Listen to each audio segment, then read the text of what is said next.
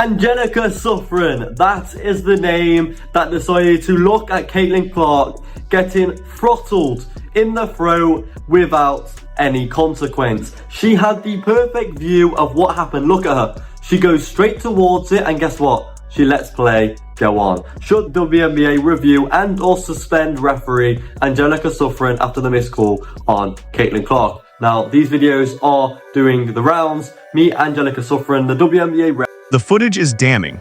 Angelica Suffren, the WNBA official with the perfect angle, the unobstructed view, the direct line of sight to Caitlin Clark's throat as Alyssa Thomas's fist makes contact, and she does absolutely nothing. No whistle, no stoppage, no protection for the league's biggest star. The referee just watches Caitlin Clark get throttled in the neck and lets play go on. This is the moment that has sent shockwaves through women's basketball. Caitlin Clark, the player who single-handedly elevated the WNBA to unprecedented heights, who shattered television ratings, who forced arenas to expand and private jets to replace commercial flights, is being treated like an afterthought by the very league she's saving. And now Angelica Suffren, the referee caught on camera ignoring the assault on Caitlin Clark, has finally broken her silence. But the explanation only deepens the controversy. The WNBA has a Caitlin Clark problem.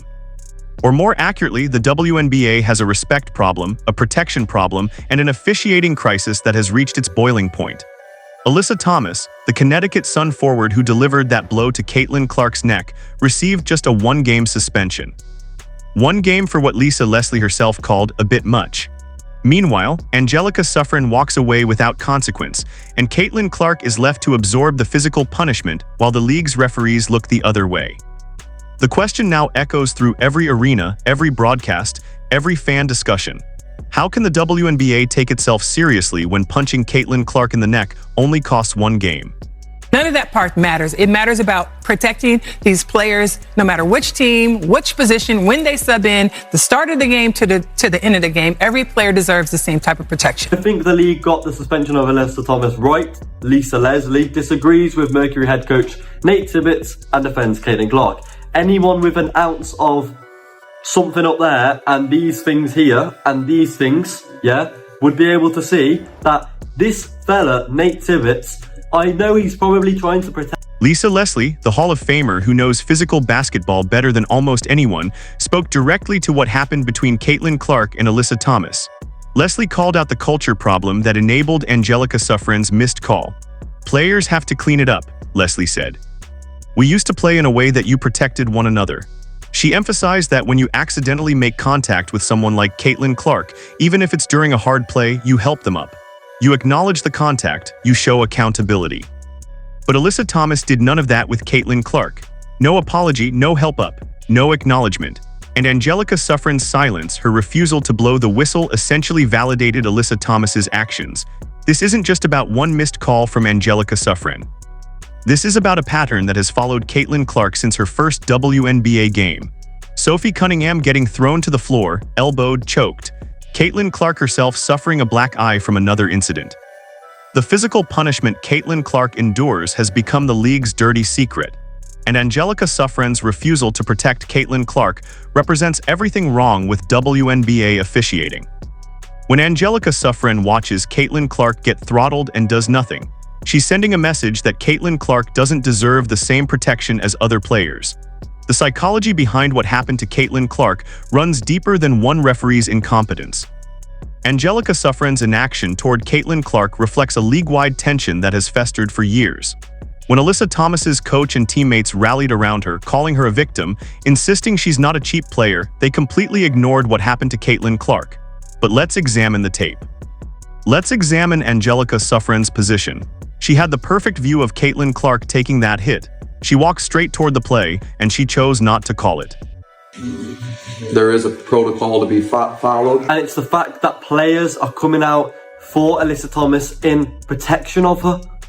They're playing her out to be the victim in all this. Caitlin Clark got throttled in the neck. So basically in the WNBA now, you may as well start punching everyone because you're only going to get a one-game suspension. You'll be all right. You can have a week off, have a holiday and come back. One game, it's fine. How can you take the league seriously when punching someone in the neck is one game suspension? Here's where the Angelica Suffren situation becomes even more damning. The WNBA's own protocol wasn't followed. No one from the league called Caitlin Clark's team. No one questioned the people involved.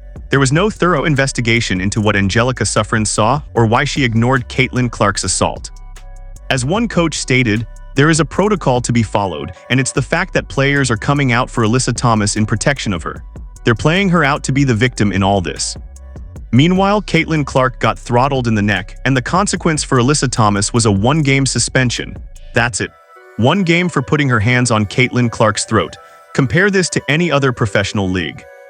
If a player in the NBA put their hands on LeBron James's throat, the response would be immediate and severe. The referee who missed it would face consequences. The player who delivered the blow would face a multi-game suspension. But the WNBA's treatment of Caitlin Clark has been consistently inconsistent.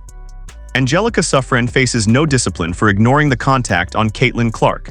Alyssa Thomas serves one game and returns like nothing happened. And Caitlin Clark keeps taking the hits while the league's officiating crew, led by people like Angelica Suffren, looks the other way. The financial and franchise-altering impact of Angelica Suffren's missed call on Caitlin Clark cannot be overstated. This isn't just about one play, one referee, or one game.